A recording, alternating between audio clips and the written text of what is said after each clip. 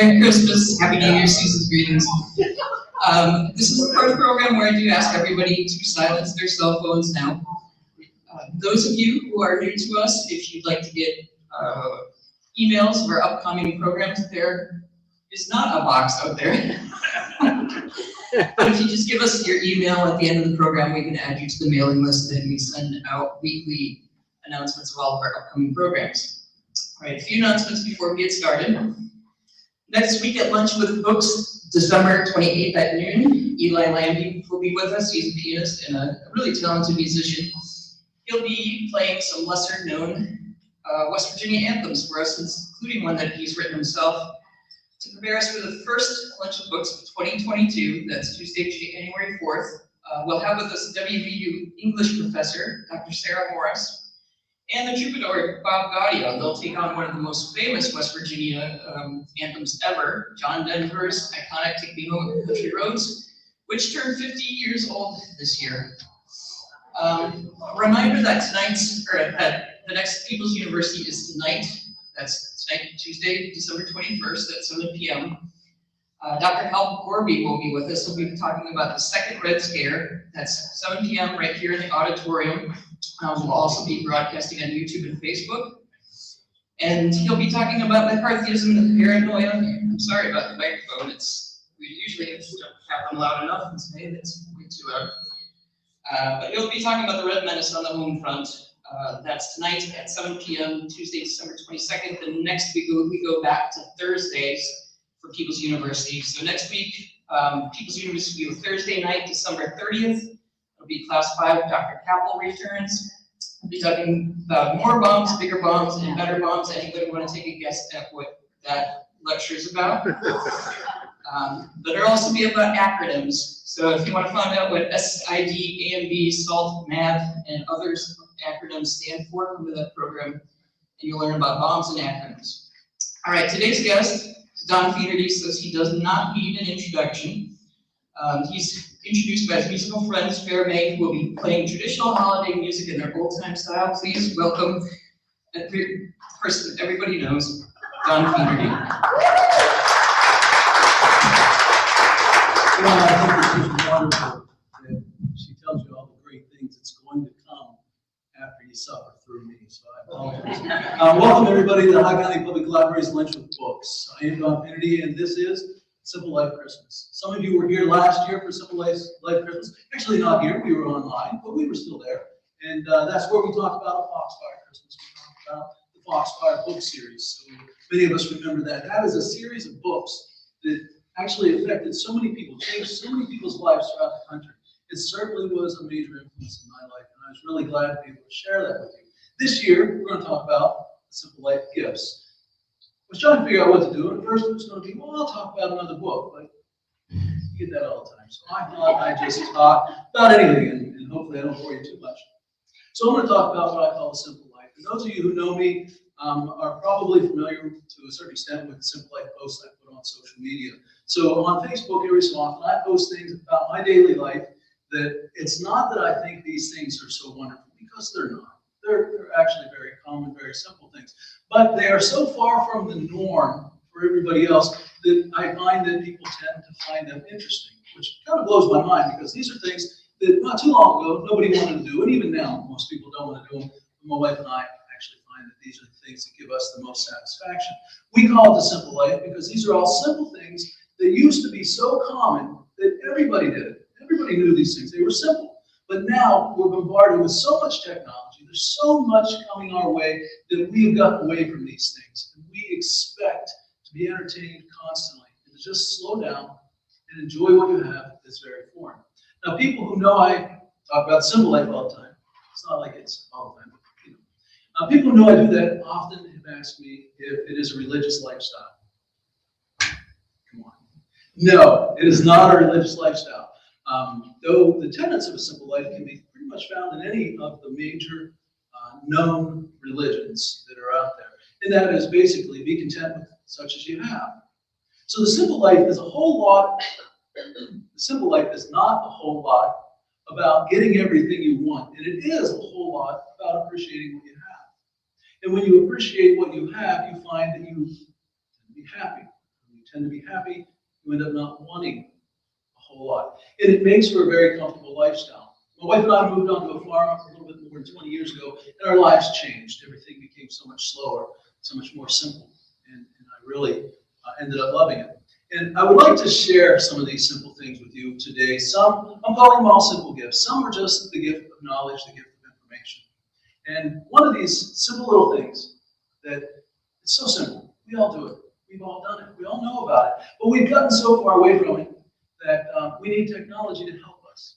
Now, people think that since I'm talking about the things I talk about, like hunting mushrooms or making simple syrups out of forsythia bush, or preserving eggs, farm fresh eggs for up to 2 years in a jar with nothing more than water and pickling lime. And that's not pickled eggs, it's actually keeping the whole egg fresh. And I've been eating them the entire month of December, and they're 18 months old, and they're just as good as they were when the chicken first laid them. So people think that since I talk about these things and that I do these things, that I have some fantasy about living in the days gone by, in the 19th or 18th or 17th century. And that's not the truth either. I do like things that were done then, and I do some of those things now. But I love technology. I have an iPhone. I do wear an Apple Watch, and I stream TV most evenings the same way most of you do. Yay, Netflix. So we love and embrace technology.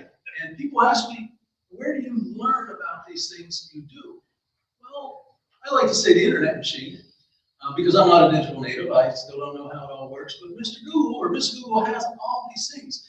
No matter what it is you want to learn, you can Google it. And one of these things that technology helps us with, it's so simple. It can change your life. God can see it's here. He can attest to this. It can help you lower your blood pressure. It can help you reduce stress. It can help alleviate some anxiety. It can make your heart stronger. It can make your muscles and your organs better. And that simple thing is breathing. Now, we're all breathing, of course, or we wouldn't be here, but I'm talking about deep breathing. This is something so simple. Actually, most of us grew up with it. Our parents would say when we would get angry, they'd say, breathe, breathe, breathe deeply. Count to 10. Well, they weren't trying to get us to count to 10 for any reason other than make the time to breathe deep, to breathe slowly. And by doing so, you're actually refreshing your body and calming yourself, and it has a positive effect. But the amazing thing is we have $500 watches now that tell us every so often. They vibrate, they pulsate. And when you look, you think you have some kind of notification. You see that it's saying, it's time to breathe. Well, you ignore it. You thought it was going to be something else. A minute later, it vibrates again. You look, it's time to breathe. So you say, all right, I'll do it. You also notice that when you looked at it the second time, it says even 1 minute of deep breathing can have positive effects. So you say, I'll do it. And then your phone also is telling you to inhale deeply, hold it for a second or two, and exhale. And you know if you're doing it according to the watch, you know if you're doing it right, because it will pulsate again when it's time to breathe in again. We need $500 worth of technology to tell us to breathe deeply. But that's the life we have pretty much accepted. We're so used to this that that's how we live our lives. There are other things that this little device tells us. It vibrates every so often. It tells us it's time to stand. We have to be told to stand, and many of us do, because in our work lives, we sit. Whether it's driving or at a computer or whatever, we sit. We go home and we sit. And then in the evening, we sit. So our watches have to tell us it's time to stand. And even better yet, our watches will vibrate to tell us it's time to walk around. What a crazy life. But we have become so accustomed to this. Now, the simple life is about understanding and appreciating these things that we as a society have gotten away from. And I'm considering these gifts that, thanks to Apple and other things, that I'm offering from the simple life, from my world. Things like breathing and walking. These are good things. And there's a man out there who, I believe his name's Carl, and on the internet, on Facebook, and on TikTok, he regularly gives away what I think is a very simple gift. And he's giving this away primarily, he says, to men over 50. He says men over 50 need this. And these things that he gives away freely, these simple little gifts, are so amazing and so life-changing that I took these to my 90-year-old mother and said, Mom, you have to do these. I tried them, and they actually changed my life. And I'm going to share one of them with you. I'm going to ask you to do it with me if you want to. So this guy offers, on a regular basis, he calls 3 moves in 3 minutes. And basically, he takes between 15 and 30 seconds to show you 3 different moves or exercises that are very easy to do. but they're designed to get us doing things we've stopped doing, usually because of age, but also often because of occupation. He teaches us to do these things, and he says, do each of these 1 minute, and do 3 of them in 3 minutes, and in 3 minutes a day, you've done exercises. So most of us aren't going to go to the gym for 30 minutes to an hour every day. We're just not going to do it. But we can all give 3 minutes. And if we don't want to give 3 minutes, we can give 1 minute. So here's one of this. One of the first ones I learned that I thought was nothing but ooey, but it actually changed my life. If you want to, you can do it with me. Raise your hands over your head. So that's no big deal. Believe it or not, for probably half of us in this room, that's all the further we can reach our hands right now. But if you do this for a minute, you just move your arms around, and you do this for a minute every day, by this time next week, your arms are here. And soon your arms are here, and you're stretching your fingers, and you're twisting your hands, and you're making fists, and you're bringing your arms down, and you're bringing your arms up. And I would like for you, if you feel comfortable, between now and New Year's, to do this 1 minute a day, every day. Why? Well, how many of us, me included, how many of us have reached back to get our seatbelt and threw my shoulder out? Or even worse, my favorite, reach into it's all car related. Cars are terrible. They're not. Reach back into the back seat to get an umbrella, only to throw your back out. And then your shoulder or your back is out for 3 months, 6 months, close to a year. Don't look at me like I'm the only one that's ever done it. It happens. And why does it happen? Well, we like to say, I must have slept wrong. Oh, did you sleep outside on the side? No, you didn't sleep wrong. You moved in a way that your body's not accustomed to moving, and you hurt yourself. So something as simple as that can change your life. Now, these are very simple things, and what I'm trying to do here is lay the foundation that simple things can change your life. We live in a society where we think things have to be expensive, things have to be complicated, and things have to involve technology, or they're not worth our time.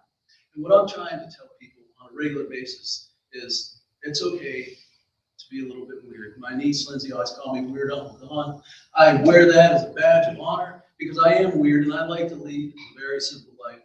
And there's one simple gift, perhaps to me one of the most magical simple gifts I've ever heard of, that I'd like to share with you today. And to do that, I'm going to ask for help from my friend Faire, and that is the gift of music. Ladies and gentlemen, Faire.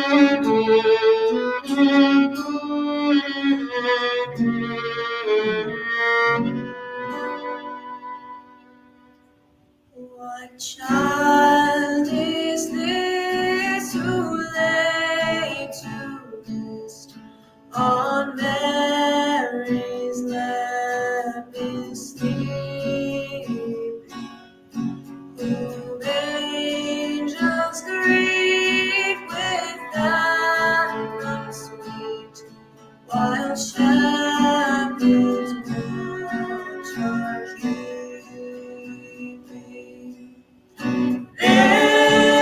This is Christ the King, whom shepherds guard and angels sing. Haste, haste to bring him the babe, the Son of Mary.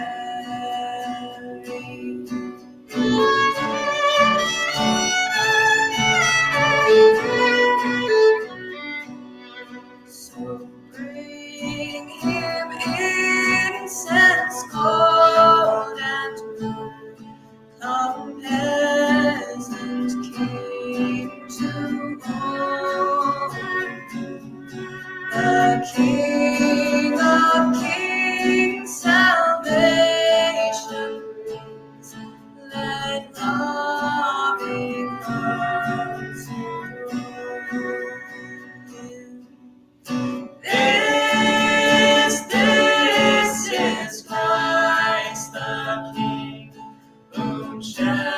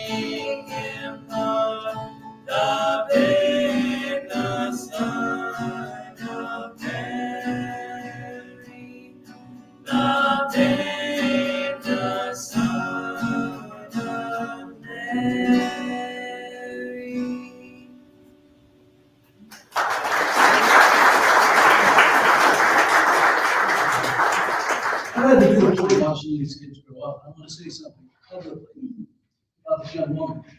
I have a problem with her. Her singing makes me emotional. So something that's very closely related to music is the gift of storytelling. All songs are just stories. And we used to take part in stories when we were kids all the time. We didn't have, back to technology, I keep coming back to it. We didn't have these tablets that we had to put in front of our kids and say, here, watch this, honey. We told our kids stories. So we grew up, we were told stories primarily at night. We, for the most part, were read stories because our parents had books. Books, they have them upstairs. They're the things that were before there was iPhones and tablets. Most of the stories we read at night came from books, but there was a time before books were common. There was a time, part of the fact, books weren't common and stories were told from memory. And when those stories were told, those were told differently wherever they were told because books made things uniform. So stories were told different from area to area, and different countries have different stories. That's why we have so many different versions of Christmas right now and different holidays during the winter. These stories were made up by people. And we, as a society and as individuals, we have the thought that stories are made up by them, someone special. Well, that's part of the simple life. There's nothing I can't do. I might not do it well. Trust me, you should see when I'm working my car. There are a lot of things I don't do well, but I will try just about anything unless I really don't want to do it. So years ago, I tried my hand at storytelling, and I enjoyed it. And I remember the first person I shared it with made sure to let me know in a very kind way, wow, this really is bad. It was okay. So I would like to share a story with you. A story I'm sure you've already all heard. I just made this up a couple weeks ago, specifically for this group, for this show. I'm sure you already know it. That's the Christmas Ghost of Hart Road. Some of you know where Hart Road is. You've heard of the Christmas Ghost of Hart Road. I love some of you are shaking your head. Yeah, sure. I just made it up. But I promise you, even though I just made this up, and it is an urban legend that everybody in this area knows about, even though I just made it up specifically for this, I promise you, right hand up, I promise you. Is that me?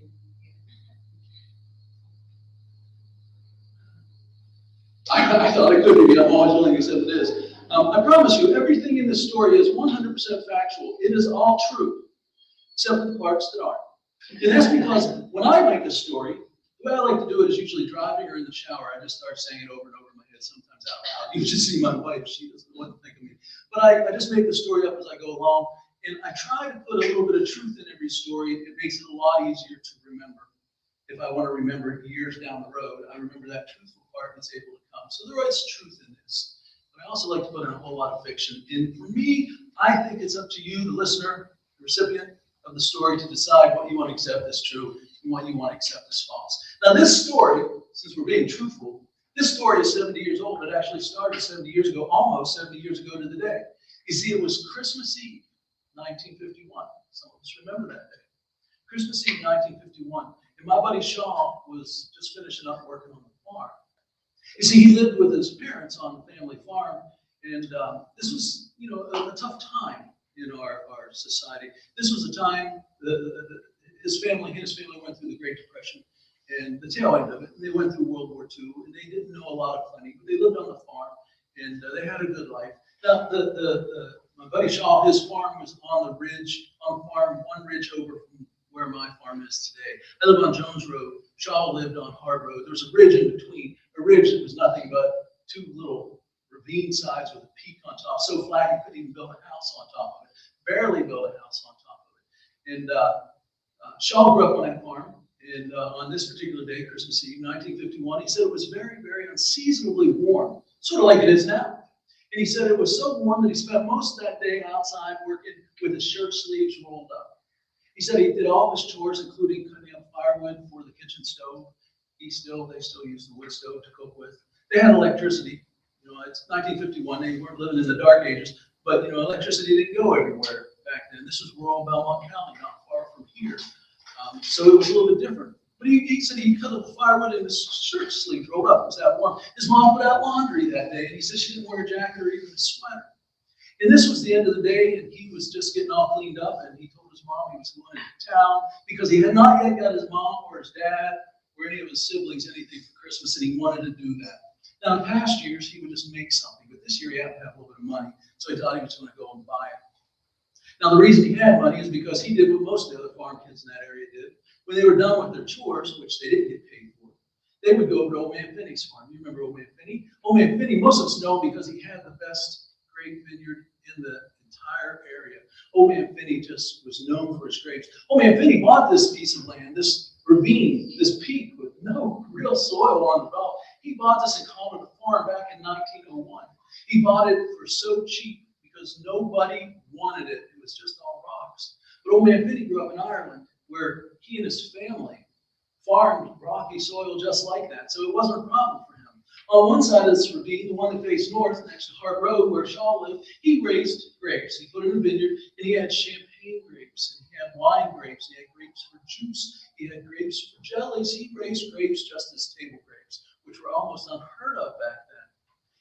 Not only did he do that, but on the other ravine, on the side that faced south, he put in an orchard. He had peach trees, pear trees, and apple trees, and the kids in the area would come and pick his fruit in late summer and early fall, because at this point, Old Man Finney's wife had passed away, and his kids had all moved away, and he was too old to get down in there and take care of it himself, but he just couldn't let go. So he'd hire neighbor kids from the neighboring farms, and they'd come do the work for him. And Shaw said that he would go there like every other kid and make the money. That's also where he and his friends did their he and she, because there were no adults around. Old Man Finney couldn't get down there, so boys and girls picking fruit, you can imagine what that was like. But Shaw had made some extra money, and he decided he was going to go into downtown Wheeling, and he was going to buy gifts for his family. Now, he could have gone to Marks Ferry, it's a lot closer, but he wanted to come to Wheeling because in the theater over here on Market Street, they were playing a movie that he wanted to see, a movie all his friends in church told him about, a movie that his friends said, it's the most amazing thing I've ever seen. They were playing 1951 Christmas Carol by Charles Dickens. He thought of it as a horror film. He wanted to see this. He could hardly wait because his friend said, when the ghost of Christmas past appears on the screen, it is so realistic. You're going to think it's right there in the theater with you. And he had to see that. Now, Shaw had grown up. He was very, very familiar with the Christmas Carol. He'd read it every year in school since he was yay high. They listened to it on the radio every single year at Christmas time, probably sometimes he said 2 or 3 times a year, but tuning into different stations, but he had never seen it. He wanted to see it played out, so he wanted to go to the movie. That meant he had to go to downtown Wheeling. So he told his mom he was getting ready to go. He was on his clean clothes. He starts out. His mom says, Shaw, it's winter. Are you going to wear a coat? He says, yeah, it's warm. He heads out. He walks down to the end of his lane. He gets on Hart Road. Remember, I told you they're on ravines. It just went straight downhill. He walks down Hart Road 1/2 mile to get to the township road. He turns left, and he walks that 1/2 mile to get to the county road. And then he has to walk 1/2 mile, you got it, to get to Stop 10. Some of you know where Stop 10 is there in Martins Ferry. It was the old train station for the old Zigzag and Crooked. You remember the old Zigzag and Crooked? That was the narrow gauge railroad. These parts are the true parts. It was the old Zigzag and Crooked, the old narrow gauge railroad that went from Zanesville, I believe, to Caddis. And by this time, 1951, it was no longer a train line. But the streetcars used the track. And old Stop 10, that old station, was now a streetcar stop, and they called it Stop 10. So Shaw walks his 1/2 mile, 1/2 mile, 1/2 mile. That's how I learned to measure distance. You walk that so often, you know how much walking it takes to go 1/2 mile. You walk that whole area, 3.5 miles, is 1.5 miles. If they got a package in the post, it didn't come to their house. It went to Stop 10. He had to walk with the old skid. He had to walk down, get it, and walk back. So he could easily measure 3 miles. So he knew exactly how long it was going to take him from leaving the house to get to Stop 10 so he could get on that streetcar. And he got there just in time, no time wasted. And he rode down through Martins Ferry. And he comes down to the Bridgeport and he gets off there. He walks across the steel bridge to the island, across the island to the suspension bridge, across the suspension bridge to get to downtown Wheeling. And he figures, I better do my shopping first. So he goes straight over to the south end of the North Market, and he goes to the Joy Shop. And he immediately buys something there for his mother. And then, Joy Shop is a little pricey. So he takes money he has left, he goes down to Murphy's 5 and 10. That's where he buys something for his dad. And he was so happy because he ended up having enough money for the movie still, but he also had money left over, so he bought something for each of his little sisters. Then after he gets all his Christmas gifts, he's happy. He goes to hook up with his buddies. He's going to go see this horror flick this movie that's going to change his life, so he thinks. And he gets together with his buddies, and he wants to get to the movie in time because back then, somebody may remember, they showed newsreels. Well, he wanted to see newsreels because in 1951, living on a farm, the only news you got was if you went to the barber, which you didn't go very often. Mom usually cut your hair. If you went to the barber, you could see a newspaper. Or you could listen to the news on the radio, but if you wanted to see it, you had to go to the movies, unless you had TV.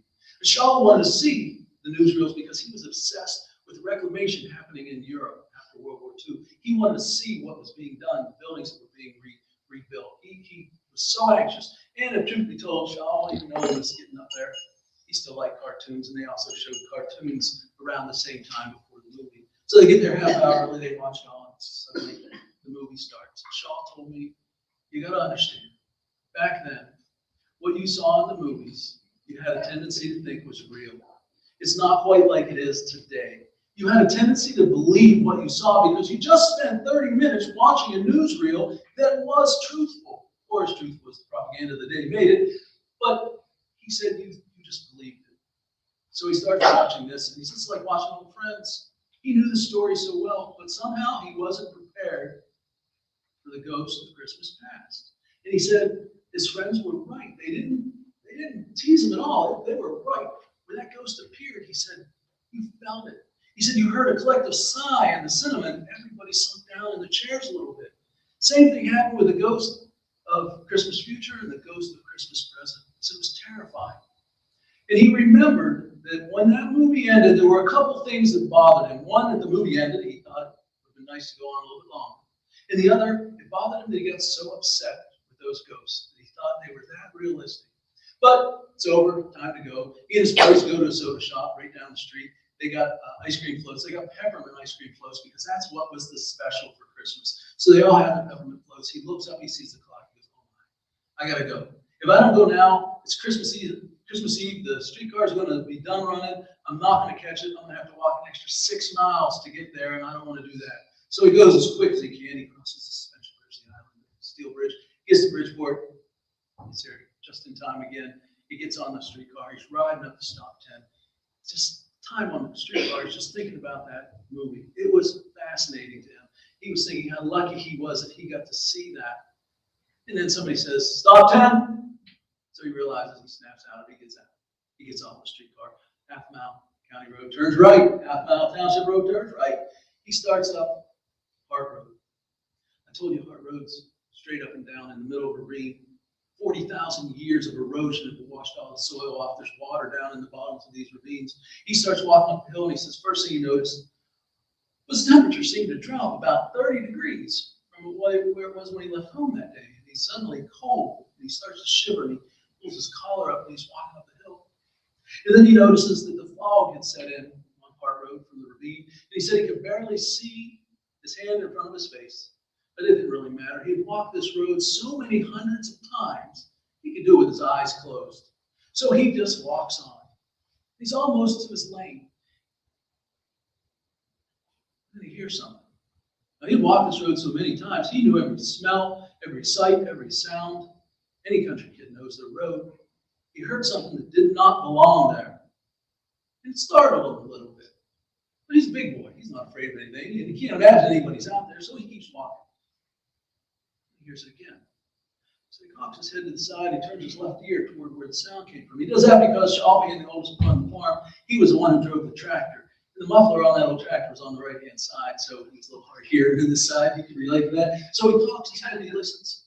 He hears it again and he thinks, I know that sound. And suddenly the hair on the back of his neck starts to stand up. His heart starts to beat a little faster, and his breathing changes. And he's aware of this, but he's not aware of it. He just knows he feels uncomfortable all of a sudden. And then it hits him. He knows where he's heard that sound before. And he tries to logic it out, but he tells himself it is Christmas Eve. And he realizes he had said some things that he should have said. And he had done some things throughout the year that he probably should have done. And he realizes, it's the ghost of Christmas past. And he starts getting scared, but he knows how ridiculous this is. But then he hears a moaning sound, and he realizes the clunking, the metal sound he heard, the sound he heard first was the chains that were wrapped around the ghost. The second sound was the ghost moaning, and he starts getting scared, and he's just about ready to convince himself it's his imagination. And he sees it right there in front of him, about 30 feet in front of him. The ghost, I'm not making this up, 100% true. The ghost of Christmas past, right there on Hart Road, come to visit my buddy Shaw. And he's terrified. All logic is gone. And he turns, he sees his lane, he turns, and he runs like a scared little rabbit. He runs home. And he's glad when he gets there to see that the lights are still on. He bursts into home, he shuts the door, he slides the bolt, he turns around, there's his mom and dad waiting up for him. His mom says, "Tell us about the movie." And he says, "I'll tell you tomorrow." And he starts to walk into his room, and she says, "Well, tell us about the newsreels." He says, "I don't want to tell you about the newsreels." And his dad says, "Boy, you get back here. You don't talk to your mother like that." He says, "Can't you just leave me alone? I just want to go to bed." He said, "Okay," but his mom says, "Shaw, you're out of breath. Why in the world are you out of breath?" He says, "I ran." She says, "You ran home?" He said, "No, I just ran up the lane."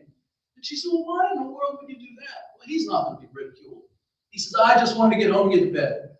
Shrug their shoulders, they let him go. He goes and he goes to bed. He actually sleeps fairly well, a little bit fitful, but not bad. He wakes up Christmas morning. He loves Christmas morning. He remembers every year. It's always been wonderful. But he wakes up long before the sun because Shaw was a farm boy, and farm boys and farm animals don't know holidays the way we do. Any work that needed to be done on any day of the year needed to be done today, whether it's Christmas or New Year, it doesn't matter. So he gets up, he gets dressed, he goes out to the barn, he lights the kerosene lamp. I told you they had electricity.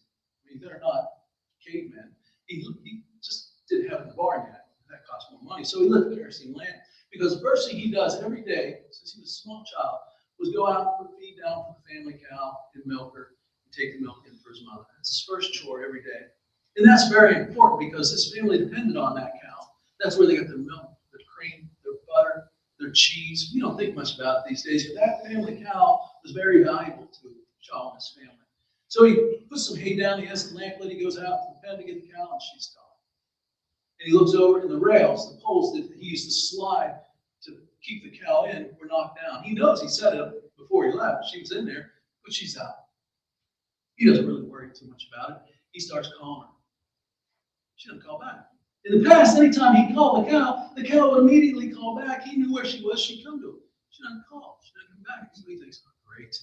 So he gets the lamp. He goes out. He's looking for the cow. Can't find her anywhere.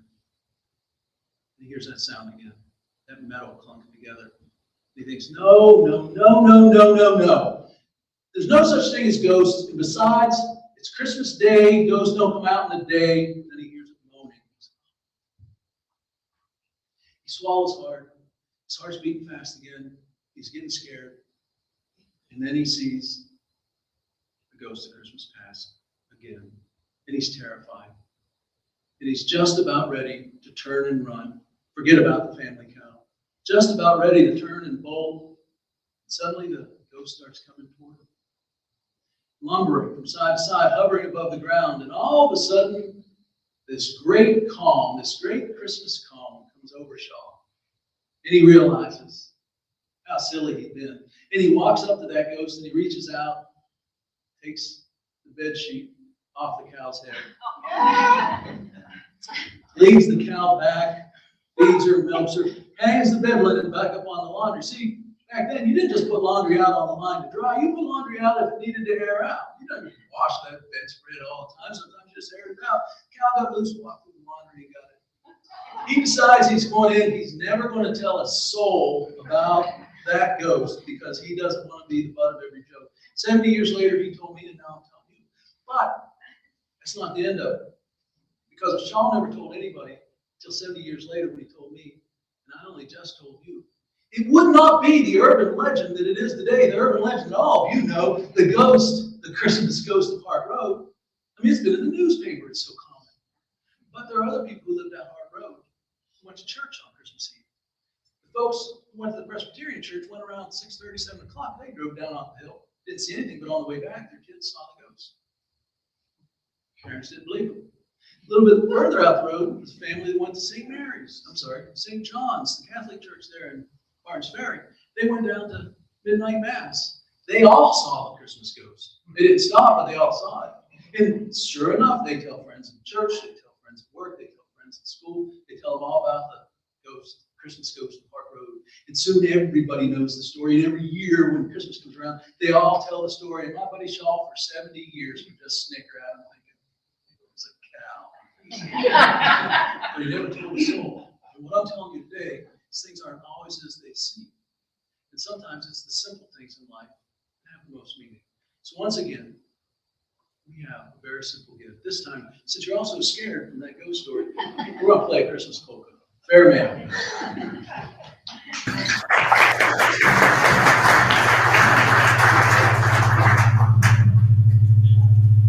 1, 2, 3, 4.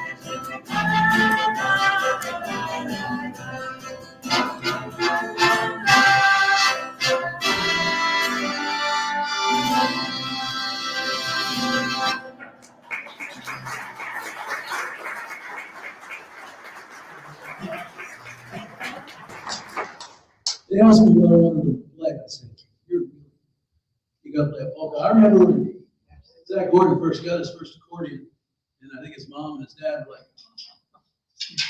and I thought, oh, this is going to be good. And boys going to learn to play polkas. These are great guys. I really enjoy live music, and I think it's one of the best gifts we have in the High Valley. We're very fortunate to have it. We're also very fortunate to have the Wheeling Waterfront. But I would like to talk to you about a different type of simple gift. We talked about storytelling. We've talked about the gift of knowledge or awareness. We've talked about the gift of music. I want to talk about a little more basic gift, something that you would think of as a more tangible gift. Now, it was back, I'm going to say late summer, early fall. I got a call from our friend Sean Duffy here at Lunch with Books. And Sean said, hey, I wrote a screenplay and I want to shoot a short film. I said, great, good for you. He says, I need somebody to shoot it for me. I said, okay. He said, I'd like you to shoot it for me. I said, okay. So I reached out to my buddy Jared Thompson. First thing, you know, we're spending the day with Aaron, Sean, and a bunch of weirdo zombies who turned out to be wonderful people. And we shot this short film, and it was a very big success. It was to promote Lunch with Books for Halloween. And I mention this because it's not the last time you're going to hear about it. Sean's out for a while now on medical leave, but when he comes back, we've already established he's the one who's going to do all the work. We're going to be entering this. We've already been asked to enter it in short film contest, and we're going to. I'm just going to speak out on faith because I only tell 100% truth. We're going to win awards all over the place. And it's not going to be the last short film we do. And I love that Sean, in his simple story of zombies, managed to put the history of the High Valley, and he put all 4 of our historic cemeteries in there. I thought that was wonderful. But Sean, when we were finished, he said, I'm going to give you a stipend for helping I won't take it, I don't want it. He said, well, let me give you something. I said, I truly don't want anything. I have everything I want. There's nothing you can give me, first of all, probably that I'll appreciate. Nothing that I want, so let's just say no. 2 weeks later, I get a package in the mail.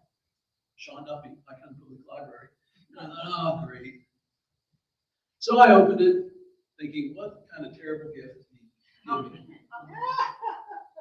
And he gave me a very simple gift. He gave me a book, 50 Things to Do with a Pocket Knife. And I thought, now, he really thought this out.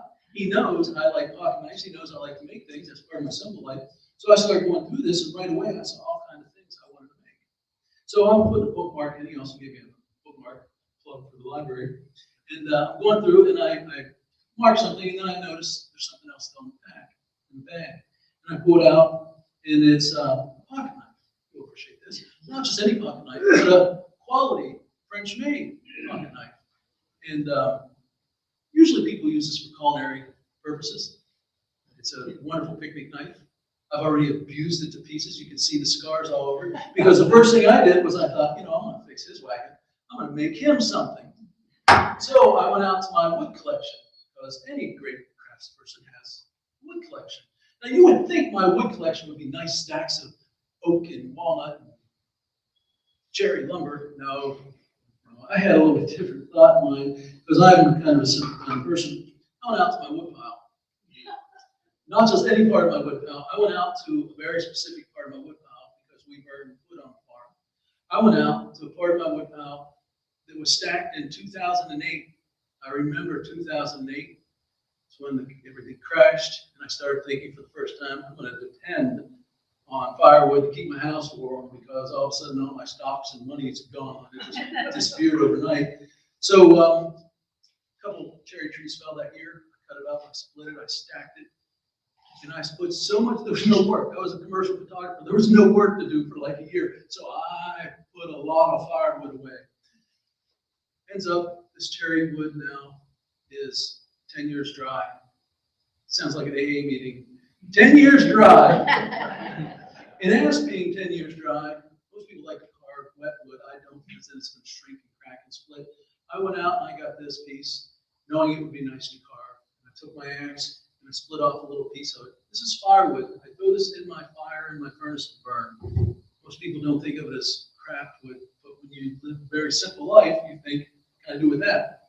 So then I drew a little drawing on it, and not this particular piece, this is a prop. I took this piece of wood and I drew on it, and then I took my pocket knife and I started whittling on it. And I made Mr. Duffy one of my favorite things to make. I made him before. I made him a magic wand, because I believe in magic, and I believe in the power of this magic wand. This magic wand is amazing, and I knew that if I made this magic wand for Sean Duffy, he would keep it and use it the rest of his life, because he too believes in magic. Now this magic wand is truly, I'm not exaggerating, this is not part of the story. This truly is a magic wand, and you'll believe me before I'm done. Because this magic wand, if I take a bowl and I put dry, edible ingredients in it, and I add some liquid water, milk, soy milk, whatever you want, and I add maybe a little butter, a little oil, maybe an egg, and I take this magic wand, and I go like this, and I mix those ingredients together. Magically, what's in that bowl turns into a product that I can heat up and make food. Now, this magic wand has other traits. This has the ability to take you back in time. This magic wand, you all see it, has the ability to do time travel for all of us. Because Sean is going to make his Christmas meal using this magic wand if I have to go to his house and make him do it. And then 6 months down the road, a year down the road, 2 years down the road, he's going to pick this up because he's going to use it every day. I know he will. It's just what happens. He's going to pick this up and he's going to think back to, remember, I made cookies Christmas Day or Christmas Eve or whatever day back in 2001, and I used this. My first one of these was over 20 years ago, and I still use it daily. I make my meals with it daily, and I can remember meals I made for my family, meals I made for my wife, things I made for myself just by picking this up and holding it. So a simple thing from a piece of firewood, you can make a simple gift from a simple gift And it has the magic power to create food. And that just blows my mind. As is the practice of any simple nut like meat, when you go and you look at a beautiful piece of wood like this. Isn't that a beautiful piece of wood? I know you're thinking I'm on block. When I look at these pieces of wood, I start seeing opportunities. And while I was there, I saw 3 other pieces of wood. And I'm very stingy with the things I make. I spend so much time making them and sanding them. I love to sand them and oiling them. And I oil them with vegetable oil or olive oil. I don't usually sell them or share them. I like to keep them myself. So out of 3 other pieces of that cherry wood, I made this little set of wooden bowls. And it started out, I'd use this little bowl every day, nuts, chips, things like that. And it grew to this one. Now I like to fill this bowl up every day. I use these bowls every day. How much simpler does it get than that? Things the average person would throw away. It all comes down to how you look at it. If you want your life to be incredibly complicated, go for it. You can have as complicated a life as you want. But if you want to just slow down a little bit and appreciate the things you have, things like the yellow forsythia bush that's going to bloom this spring, going to bloom everywhere, every one of you see it. Doesn't matter where you see it. If you go and you take some of those blossoms off, put it in a jar with sugar and water, it makes the most amazing simple syrup that tastes like nothing else you've ever had. So these are some simple gifts. Well, also, I have a simple gift for Miss Jerry Henthorne. I posted on my Simple Life the other day about mushrooms. This is a giant puffball mushroom. So I see a head shaking. Somebody at least saw my Facebook post. By the way, blatant self-promotion. Don Feenerty on Facebook or the Log House of Mount Pleasant. We post these kind of things all the time. My wife and I bought an 1806 2-story log house in Mount Pleasant. Spent the last 6 years redoing it. And it's a beautiful structure. And we're now making it available for the public as often as we can. And we will be releasing today, after this program, sometime early this evening, the story I just told you. I actually went and practiced it in the log house, and we recorded it. My wife edited it together, and we're going to put that out. You'll also be able to watch this that the library is streaming and make available. But if you want to see the story, it might be better than the one I just delivered. You can go to the log house, Mount Pleasant, or Don Feenerty on Facebook. But this is puffball mushroom, and this mushroom is about that big when I found it. And puffball, if you're familiar with it, has the consistency of white bread. It doesn't have that chewy, gummy feeling that mushrooms normally have. It feels like white bread. And you can eat it any number of ways. I like to fry it up fresh. But you get so much of it, if you don't do something, it rots right away. So what we did was we dehydrated it. And I posted this on Facebook the other day, and Jerry L. wrote and said, I would love to find puffball sometime. I want to taste it. I want to know what the texture is like. So this is something that I just put in a jar, and I hope she enjoys it. If she gets sick or dies, let me song. But you know, the simple gift and the simple life idea doesn't just come from me. When I was trying to come up with what I was going to do for this program, I had ideas in mind, but I saw a post my wife put on Facebook, and she asked what all can be done with a family heirloom that is damaged. And I thought, well, that's interesting. So my wife had this aunt that she was so fond of, Aunt Charlotte. She's passed away now. And Aunt Charlotte thought so highly of my wife when she was little, and they were always together. And when my wife Angela was little, she would lay on the bed and play with this hobnail bedspread that Aunt Charlotte had. So one day, right before we got married, Aunt Charlotte gave this family heirloom to my wife. It's going to be with us forever. And my wife put it on our bed in our first house. And we both go to work, and we come home from work that day. And we're greeted by our dog, Hogan. He was a big Marmaduke kind of dog. Some of you remember Hogan maybe from back in the day. Hogan lived to be 17 years old. He was big, obnoxious, and just a rotten dog. And we came home, he greeted us at the door, and we noticed on the floor there were these white trails leading out of the kitchen. So we went, we followed it. My wife gets down, she says, it's sugar. Here we were going to bake something, and Hogan saw a 3-pound bag of sugar on the counter. Big dog, he gets up, he puts his mouth around it, he walks around the house, follow it to the sofa. There's a big wet lick spot, all sticky on the sofa, leather sofa, where Hogan, we used to call him his baby. He would do this all the time. He would take his baby and they'd just go and lick it, and keep his arms around his legs around it. Well, it wasn't there though, and there was a trail leading upstairs, and we followed up to the bedroom. Yes, Hogan takes his baby, the bag of sugar, puts it in the middle of this family heirloom hobnail bedspread. And as if that weren't bad enough, he liked to swaddle his babies. So he swaddles his baby all up in this family heirloom. And then he likes sweets. So he chews a big hole in it. So by the time we come home, my wife walks in. There's her family heirloom. At this point, Aunt Charlotte had just passed. Dog ruined it. I'm thinking I should throw that away right away so she doesn't have to see it. No, she washes it, dries it, folds it, puts it away. 40 years later, she goes on Facebook. She's going through some stuff. And she says, what all can I do with a family heirloom? And somebody said, you can make star-shaped Christmas ornaments. Okay? Somebody said, you can make gift bags. Now gift bag. This is all out of something that had a hole in it and was going to be thrown away. On her own, she said, I can make little Christmas stockings. So somebody said, make little snowball gifts, make snowballs ornaments. We did that. Somebody said, this is tough. Somebody said, if I break this, I'm in trouble. Make a snowman. So she made a little snowman. It goes on and on and on, and I'm going to have to show it all. I don't know how to start it. Other ornaments. A wine bag, if you're going to give somebody a bottle of wine. More snowballs. Here's mine. My suggestion was,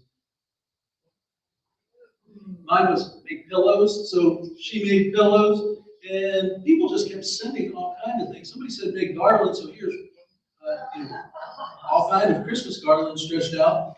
And then there was, I got the gift for this one. Somebody said make a Christmas tree. Don't know if you noticed or not. That's from my wood pile. That's a piece of wood I cut off. I use that to start the fire with.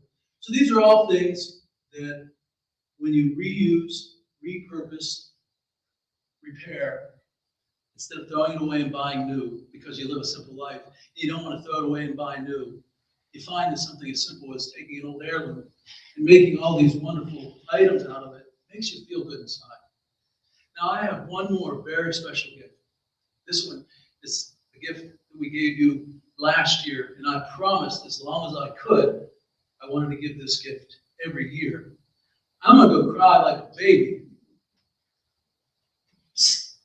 That's you guys. Jeriel Henthorne in that order.